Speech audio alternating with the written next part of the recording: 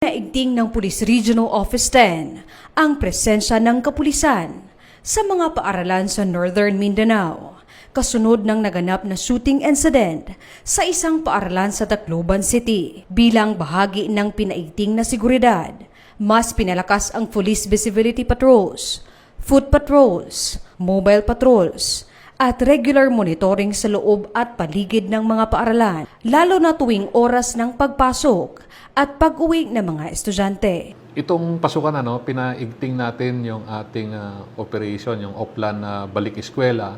Ang purpose nito i-increase yung security natin sa loob at sa labas ng eskwelahan. Hindi lang yon, pati doon sa kanilang dadaanan from their homes, papunta sa eskwelahan, pinakalat natin yung mga pulis. Purposely to prevent itong mga gantong bagay. In addition to that, ginawa na nating regular yung pag-attend ng ating mga kapulisan tuwing flag raising ceremonies. So, participant na sila doon sa programa ng flag raising doon sa schools mismo. This is to ensure na nandun na sila sa eskwelahan. Aside from that, hinikayat din natin yung ating mga stakeholders, yung school officials, yung mga magulang, para pagtulong-tulungan natin yung responsibility pagdating sa safety ng ating mga estudyante. Layunin ng hakbang na ito na matiyak ang kaligtasan at seguridad ng mga mag-aaral, guro, at school personnel. Gayon din upang maiwasan ang anumang insidenteng maaaring magdulot ng panganib sa mga learning institution sa rehiyon. Binigyang diin din ng Pro-10 na ang pagtiyak sa kaligtasan ng mga kabataan ay hindi lamang responsibilidad ng kapulisan.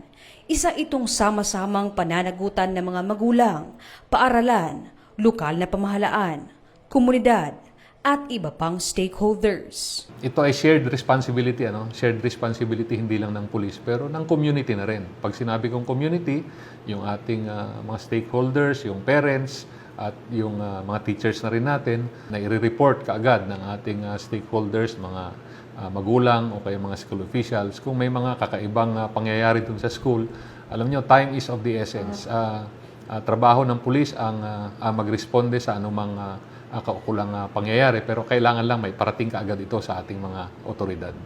Sa pamamagitan ng pagkakaisa, aktibong pagbabantay at tuloy-tuloy na pakikipagtulungan ng lahat, mas mapapalakas pa ang mga hakbang upang mapanatiling ligtas, maayos, at mapayapa ang kapaligiran para sa bawat mag-aaral. Hinihikayat din ng kapulisan ang publiko, lalo na ang mga magulang, guro, school officials na manatiling mapagmatyag at agad i-report o itawag sa 911 ang anumang kahinahinalang individual, kagamitan o aktibidad na maaaring magdulot ng panganib sa ating mga paaralan. Mula dito sa inyong higalang pulis, Regional Office 10 Public Information Office. Ako ang inyong PNN correspondent, Patrolwoman Jane Rose Bohol, alagad ng batas, tagataguyod ng balitang pulis.